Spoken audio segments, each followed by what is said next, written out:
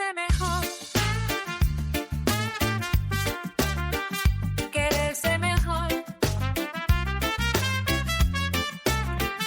Quererse mejor. Bienvenida a Quererse Mejor, el espacio donde no nos castigamos por lo que hacemos mal, sino que lo miramos de frente, lo nombramos juntas y lo transformamos. Hola, hola. Hoy quiero hablarte de algo que, si soy honesta, forma parte de la vida mucho más de lo que nos gustaría reconocer.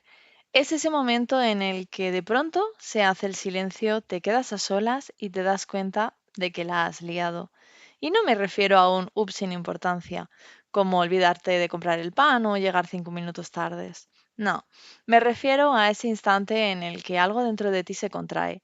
Es una sensación física, un nudo en el estómago o una presión en el pecho porque sabes, en el fondo, que no has estado a la altura de cómo te gustaría relacionarte. Quizás fue una frase afilada que soltaste sin pensar, o ese tono de voz que no reflejaba lo que realmente sentías, sino que era puro veneno acumulado.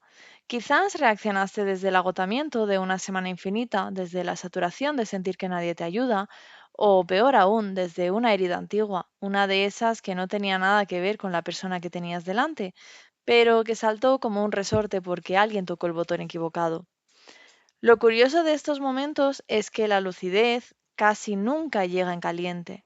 Cuando estamos gritando o cuando nos encerramos en un silencio punitivo, estamos convencidas de que tenemos razón. La claridad suele llegar después. Llega cuando entras en el coche, cuando te metes en la ducha o cuando apoyas la cabeza en la almohada y la casa por fin está en silencio. Ahí es cuando tu mente empieza a repasar la conversación como si fuera una película que desearías poder editar. Empiezas a hacer scroll hacia atrás en tu memoria y entonces aparece ella, esa versión ideal de ti misma. Esa versión que en tu imaginación habría sabido poner límites sin herir, la que habría sido clara, calmada, consciente, la que habría respirado 3 veces antes de contestar. Y ver a esa mujer perfecta te hace sentir aún más pequeña, porque la realidad es que esa versión no estaba invitada a la fiesta. Ese día solo estabas tú, con lo que tenías, con tu falta de sueño, con tu estrés, con tus miedos y con tus herramientas rotas. Y ahí es donde la culpa te atrapa, pero no esa culpa útil que nos ayuda a mejorar, sino una culpa pesada, un castigo. Nos quedamos atrapadas en un bucle infinito de no debería haber dicho eso o debería ser más paciente, convirtiendo el error en un juicio sobre nuestra identidad. Pasamos de hecho algo mal a soy una mala persona o pareja o madre. Y mientras nos fustigamos, nos quedamos bloqueadas en el pasado, perdiendo la oportunidad de movernos hacia la única pregunta que importa de verdad. ¿Y ahora qué hago con estos cristales rotos? Porque la realidad, y esto es lo que quiero que exploremos hoy juntas, es que nadie nos ha enseñado a reparar. Nos han enseñado a evitar el conflicto, a esconderlo debajo de la alfombra o a pedir perdones automáticos para que la tensión se pase rápido. Pero no sabemos realmente cómo volver al centro después de haberlo perdido. No sabemos cómo reconstruir la confianza sin dejar cicatrices feas en el camino. Hay una idea que me parece fundamental entender y que, si la integras, cambia completamente la forma en la que vas a vivir tus conflictos a partir de ahora. Lo que rompe las relaciones no es el conflicto en sí, sino la incapacidad de repararlo. A veces tenemos esta idea romántica y un poco irreal de que las buenas relaciones son aquellas donde no se grita, donde no hay malentendidos, donde todo es una balsa de aceite. Pero eso no es una relación, es un decorado. Todas nos equivocamos, todas en un momento de presión reaccionamos desde lugares que no nos representan. Todas decimos cosas que al salir de nuestra boca ya sabemos que no están alineadas con nuestros valores. La diferencia entre una relación que se fortalece con los años y una que se va desgastando hasta romperse no está en la cantidad de discusiones que tienen, sino en lo que ocurre en los minutos y horas posteriores al estallido. En el ámbito de la terapia de pareja, especialmente desde el enfoque de los Gottman, se habla de los intentos de reparación. Me encanta este concepto porque les quita hierro a las grandes palabras. Un intento de reparación es cualquier gesto, palabra o mirada que busca restablecer la conexión. Es como lanzar un hilo invisible hacia la otra persona para ver si todavía está ahí. Y lo más bonito es que no tienen que ser gestos perfectos. A veces es un, oye, perdón por lo de antes. A veces es una broma interna que solo vosotros entendéis. O simplemente acercarte y ponerle una mano en el hombro mientras se hace el café. Son pequeñas señales de humo que dicen, oye, sé que nos hemos alejado, pero quiero volver. Sin embargo, aquí viene el problema que veo constantemente en mi propia vida. No todos los intentos de reparación funcionan. Y no funcionan porque muchas veces lo que estamos intentando no es reparar el daño, sino aliviar nuestra propia incomodidad. ¿Te ha pasado alguna vez que pides perdón casi con exigencia? Como diciendo, ya te he pedido perdón, ¿por qué sigues con esa cara? En ese momento no estás pensando en el dolor del otro, estás pensando en que no soportas la tensión, en que quieres que el ambiente vuelva a la normalidad rápido para no tener que lidiar con la culpa. Estás pidiendo perdón para cerrar el tema, no para entenderlo. Pero reparar de verdad es un acto de valentía que implica responsabilidad emocional. Significa salir de la seguridad de tu intención para entrar en la vulnerabilidad del impacto. Esta distinción es vital. Tu intención no borra el impacto. Imagina que sin querer le das un pisotón a alguien en el metro. No querías hacerlo, fue un accidente, pero a la otra persona le duele el pie. Si tú te quedas insistiendo en que no fue tu intención, no estás ayudando a que le deje de doler. Reparar es reconocer el dolor del otro, aunque tú no tuvieras el arma en la mano a propósito. Y aquí es donde ocurre el cambio de mirada más sanador. Dejar de pensar en términos de culpa para empezar a pensar en términos de responsabilidad. La culpa es pesada, te hunde en el sofá y te hace decir soy un desastre. La culpa te bloquea porque te obliga a defenderte para no sentirte mal. En cambio, la responsabilidad te pone en pie. La responsabilidad te dice, vale, esto ha pasado y yo tengo una parte de participación en este resultado. ¿Qué puedo hacer ahora para arreglarlo? La culpa te cierra a ti misma. La responsabilidad te abre hacia el otro. Pero, ¿cómo se ve esa responsabilidad en el día a día? Para que no se quede en una frase bonita de Instagram, vamos a aterrizarla. Ser responsable emocionalmente en medio de una reparación no es convertirte en una mártir ni cargar con la mochila del otro. Se apoya fundamentalmente en tres pilares que suelen brillar por su ausencia cuando estamos en pleno conflicto. El primero es ser dueña de tu narrativa, o el fin de la proyección. Responsabilidad emocional es dejar de usar el es que tú me has puesto así, o el si no me hubieras dicho eso yo no habría gritado, porque cuando hacemos eso le estamos dando al mando a distancia de nuestras emociones a la otra persona. Les damos el poder de hacernos sentir cosas. Ser responsable es recuperar ese mando y decir, sé que lo que has hecho me ha dolido, pero yo soy la única dueña de mi reacción. Mi grito es mío, mi silencio punitivo es mío y mi incapacidad de calmarme también es mía. Solo cuando te haces dueña de tu sombra puedes empezar a integrarla. Lo segundo es la capacidad de sostener la otredad. Esto suena muy técnico, pero es vital. Significa aceptar que la persona que tienes delante tiene una realidad distinta a la tuya. En una discusión solemos luchar por ver quién tiene la verdad, además en mayúsculas. La responsabilidad emocional nos dice que pueden existir dos verdades al mismo tiempo. Tu verdad es que estabas cansada y que lo que dijiste no fue para tanto. Su verdad es que se sintió invisible y despreciado. Ser responsable es no intentar invalidar su verdad para que la tuya sobreviva. Es poder decir, puedo no estar de acuerdo con tu interpretación de los hechos, pero acepto que tu sentimiento es real. Y la tercera es el compromiso con la reparación, y no con la perfección. La responsabilidad emocional no busca que seas un ser de luz que nunca se equivoca, busca algo mucho más humano, que seas una persona con la que sea seguro convivir. ¿Qué significa esto? Que el otro tenga la certeza de que si la lías vas a volver, que no vas a huir, que no vas a aplicar la ley de hielo durante 3 días y que no vas a fingir que no ha pasado nada al día siguiente. La responsabilidad es el puente que garantiza que el vínculo es siempre más importante que tu ego. A veces, seamos sinceras, ser responsable emocionalmente duele. Duele porque te obliga a morderte la lengua cuando quieres soltar un pero tú también. Te obliga a bajar la guardia cuando cada célula de tu cuerpo te pide ponerte la armadura y atacar. Pero te aseguro que es la única forma que una relación no se convierta en un campo de batalla de reproches acumulados, sino en un lugar de aprendizaje mutuo. Durante mucho tiempo yo vivía bajo una creencia que me ahorraba muchos quebraderos de cabeza, o eso pensaba yo. Creía que pedir perdón era el trámite final, que decir lo siento era como poner un sello de caso cerrado y pasar página.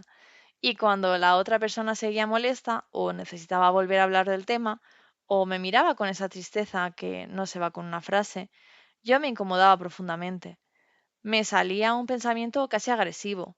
Pero vamos a ver, ya te he pedido perdón. ¿Qué más quieres de mí? ¿Cuánto tiempo más tengo que pagar por esto? Sentía que ya había hecho mi parte del trabajo, que ya me había humillado lo suficiente y que no tenía sentido seguir removiendo algo que desde mi punto de vista ya estaba resuelto. Lo que no veía en ese momento es que mi perdón no era para el otro, era para mí. Era para dejar de sentirme la mala de la película. Pero con el tiempo, y a base de muchos choques, entendí algo que me costó sangre, sudor y mucho ego aceptar. Pedir perdón no es cerrar una conversación, es abrirla. Es abrir un portal donde la otra persona, por fin, se siente segura para expresar cómo se siente, qué le dolió y qué interpretó de tus palabras. Y seamos honestas, eso no es agradable de escuchar. Duele, nos remueve por dentro porque nos ponemos frente a un espejo donde no salimos guapas. Nos confronta con partes de nosotras mismas, esa parte hiriente, esa parte egoísta, esa parte descuidada, que preferiríamos ignorar. Y aquí es donde aparece nuestro mayor enemigo en la reparación, el instinto de defensa. Es una tendencia muy humana. Mientras el otro te explica su dolor, tu mente ya está fabricando la respuesta. Estás buscando explicar por qué lo hiciste, justificarte, matizar que no fue para tanto. Y aunque tu intención de explicarte sea comprensible, en ese momento es veneno para la reparación. Porque mientras tú estás ocupada explicando tu intención, la otra persona sigue necesitando desesperadamente que alguien valide su experiencia. Si tú interrumpes para decir yo no quería hacerte daño, el mensaje oculto que le llega al otro es tu dolor es un error de interpretación, deja de sentirlo. Sostener ese espacio requiere una madurez emocional inmensa. Requiere el coraje de quedarte ahí, en silencio, sin interrumpir, sin corregir los detalles de su historia, sin intentar cambiar su narrativa para que encaje con la tuya. Requiere escuchar con la intención de comprender, no con la urgencia de responder. Es permitir que el otro vacíe su mochila. Y solo cuando esa mochila esté vacía, hay espacio para que tu perdón entre de verdad. Esto, si lo piensas, es profundamente transformador, porque no solo repara el puente con la otra persona, te repara a ti, te saca de la defensiva y te coloca en un lugar de coherencia. La responsabilidad y sobre todo de presencia te enseña que eres lo suficientemente fuerte como para escuchar que te has equivocado sin que eso te rompa. Aquí hay algo que solemos pasar por alto, quizás porque nos han enseñado a separar la mente del cuerpo, pero que es la pieza del puzzle que nos falta para entender por qué a veces perdemos los papeles, nuestro estado biológico. No somos robots con un software de gestión emocional que funcione igual las 24 horas. Somos seres biológicos, cíclicos y físicos. No es lo mismo afrontar una conversación difícil un martes después de haber dormido 8 horas, haber desayunado con calma y sentirte regulada, que hacerlo un viernes a las 8 de la tarde después de una semana de estrés con el cortisol por las nubes y quizás atravesando la fase lútea de tu ciclo, donde la sensibilidad hormonal está a flor de piel. Nuestro sistema nervioso tiene lo que llamamos una ventana de tolerancia. Es ese espacio donde somos capaces de gestionar el estrés, de razonar y de empatizar. Pero cuando estás agotada, saturada o con una carga inflamatoria alta, esa ventana se estrecha. Te vuelves reactiva. En ese estado tu cerebro no está en modo resolución de conflictos, está en modo supervivencia. Por eso es mucho más fácil saltar, interpretar un comentario inocente como un ataque personal o reaccionar desde un miedo que parece irracional. Y quiero dejar algo muy claro. Entender esto no es buscar una excusa para ser bordes. No es decir, te he gritado porque tengo la regla, pero sí es buscar un contexto. Porque cuando entiendes el contexto, la forma en la que hablas después de la lida cambia. En lugar de fustigarte con un soy una histérica, puedes preguntarte con curiosidad, ¿qué estaba pasando en mi cuerpo? ¿Qué señales de agotamiento ignoré antes de estallar? ¿Hacía cuánto que no respiraba de verdad? Además, la ciencia nos da un dato que me parece demoledor, el descanso, o la falta de él. Es el interruptor de nuestra empatía. Dormir mal apaga literalmente la comunicación entre nuestra parte lógica y nuestra parte emocional. La reactividad sube y nuestra capacidad de ponernos en los zapatos del otro pues cae en picado. Es biológicamente imposible ser una persona empática y paciente si tu sistema nervioso siente que está bajo amenaza por falta de energía. Por eso, amiga, volver al centro después de un conflicto no solo implica pedir perdón, implica mirar tus niveles de hierro, tu calidad del sueño y tus momentos de descanso real, porque no puedes reparar un vínculo desde el agotamiento crónico. Si tu base está rota, tu capacidad de amar y cuidar también se resienten. Cuidar tu salud no es solo un acto de amor propio, es el cimiento que te permite ser la persona responsable y presente que quieres ser en tus relaciones. Entender la teoría está muy bien, pero en el día a día, cuando los platos están sin fregar, los niños lloran o el trabajo nos desborda, necesitamos algo práctico. Necesitamos un mapa. Por eso he diseñado este pequeño guión de reparación. Son 4 pasos sencillos pero muy profundos que puedes usar cuando sientas que la has liado y quieres hacerlo diferente. El paso 1 es nombrar sin anestesia. El primer paso es reconocer lo que ha ocurrido de forma clara, directa y sin suavizarlo. Esto implica nombrar el comportamiento concreto, nada de generalidades como, bueno, si te he molestado, no. Es hablar desde un lugar de honestidad radical, como por ejemplo, ayer te hablé con un tono muy brusco cuando me preguntaste por la cena. Fíjate que aquí no hay un porque estaba cansada. Eso vendrá después, si hace falta, claro. Pero ahora solo nombramos el hecho. No diluyas tu responsabilidad con explicaciones todavía. En el paso 2 validamos el impacto. Es la prueba del espejo.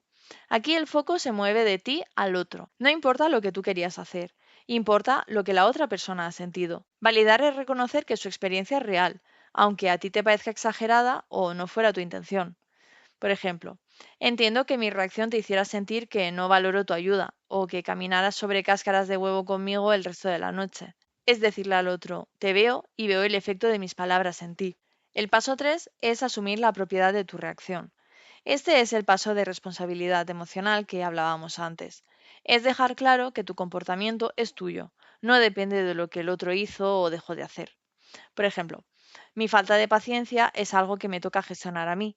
Me sentí desbordada, pero eso no es culpa tuya y mi forma de expresarlo no ha sido la adecuada. Aquí es donde cortamos el hilo de la culpa y recuperamos nuestro poder. Y por último, el paso 4, que es abrir el espacio y ofrecer una reparación real. Este es el paso que más transforma, porque es el que reconstruye la confianza. Significa invitar a la otra persona a hablar y mostrar una intención genuina de cambio. Por ejemplo, ¿cómo estás tú ahora? ¿Qué necesitas de mí para que nos sintamos bien otra vez? Y añade un compromiso. La próxima vez que me sienta así de saturada, voy a intentar decirte que necesito 5 minutos de silencio antes de hablar para no volver a saltar así. Hay una regla de oro en estos 4 pasos. Prohibido el pero. En el momento en el que dices lo siento, pero es que tú has borrado todo lo anterior. El pero es una coma de borrar que anula la validación y nos devuelve directas a la casilla de defensa. Si quieres reparar, quédate en tu parte de la acera. Ya habrá tiempo de hablar de la otra parte más adelante, en un momento de calma. Algo que quiero recomendarte hoy, de corazón y desde mi propia experiencia, donde he fallado muchas veces, es esto. No intentes reparar cuando todavía estás emocionalmente activada. A veces tenemos una urgencia casi desesperada por pedir perdón o por arreglar las cosas ya. No soportamos la tensión, el ambiente pesado en casa o esa mirada de hielo de nuestra pareja. Pero cuando tu sistema nervioso sigue alterado, cuando todavía sientes el calor en las mejillas y el corazón acelerado, tu cerebro sigue en modo defensa. Si intentas reparar en ese estado, es muy fácil que la conversación se desvíe. Al mínimo comentario del otro, tus defensas saltarán de nuevo, aparecerán los pero es que tú, y lo que empezó como un intento de paz acabará convirtiéndose en una Segunda Guerra Mundial. Darte un tiempo no es evitar el conflicto, ni es aplicar la ley del hielo. Hay una diferencia abismal entre el silencio que se usa para castigar al otro y el silencio que se usa para cuidar del vínculo. Tomarte un espacio es prepararte para ser la persona que el otro necesita escuchar, es permitir que el cortisol baje y que tu parte racional vuelva al mando. Es poder volver desde un lugar más centrado, más consciente y sobre todo más disponible emocionalmente. Si notas que todavía hay fuego dentro de ti, usa lo que yo llamo la frase puente. Algo simple como, cariño, me importa mucho lo que ha pasado y quiero hablarlo contigo para arreglarlo, pero ahora mismo noto que estoy muy alterada y no quiero decir lo que te va a herir. Dame media hora para calmarme y nos sentamos. Esa frase ya es en sí misma un acto de reparación profundo. Estás comunicando 3 cosas vitales, que te importa la relación, que te estás haciendo cargo de tu estado emocional y que la otra persona es un lugar lo suficientemente seguro como para pedirle un respiro. No tengas miedo a la espera. Una reparación que llega tarde pero con el corazón abierto es 1000 veces más efectiva que una que llega pronto pero con la armadura puesta. Y me gustaría que te quedaras con una reflexión, algo que puedas llevarte más allá de este episodio. Cuando te equivocas, ¿qué haces contigo? ¿Tiendes a castigarte, a justificarte o a responsabilizarte? Y también, ¿qué parte te resulta más difícil en la reparación? ¿Reconocer lo que has hecho o sostener lo que la otra persona necesita expresar después? Si hoy estás en ese punto en el que sientes que has cometido un error, que algo no ha salido como te hubiera gustado y sientes ese peso en el pecho, quiero que recuerdes esto. Equivocarte no te define, pero la forma en que reparas, sí. Reparar no es volver atrás en el tiempo para borrar lo que ha pasado. Eso es imposible. Reparar es reconocer que el jarrón se ha roto y decidir que en lugar de tirarlo a la basura o fingir que está entero, vamos a unir las piezas con oro. Es lo que los japoneses llaman kintsugi. El objeto es más bello y más fuerte precisamente porque ha sido roto y reparado con conciencia. Volver al centro no significa hacerlo perfecto. Nadie nos pide perfección. Significa tener la capacidad de darte cuenta, de hacerte cargo y de elegir un camino diferente a partir de ahí. Porque al final reparar no es solo arreglar un problema, es construir una forma de relacionarte más honesta, más humana y mucho más alineada con la mujer que quieres ser. Y eso, amiga, aunque a veces dé miedo y escueza en el ego, te aseguro que merece toda la pena. Gracias por permitirme acompañarte hoy, por mirar tus sombras de frente y por quererte mejor. Cada día un poco más. Nos escuchamos en el próximo episodio. Chao, chao.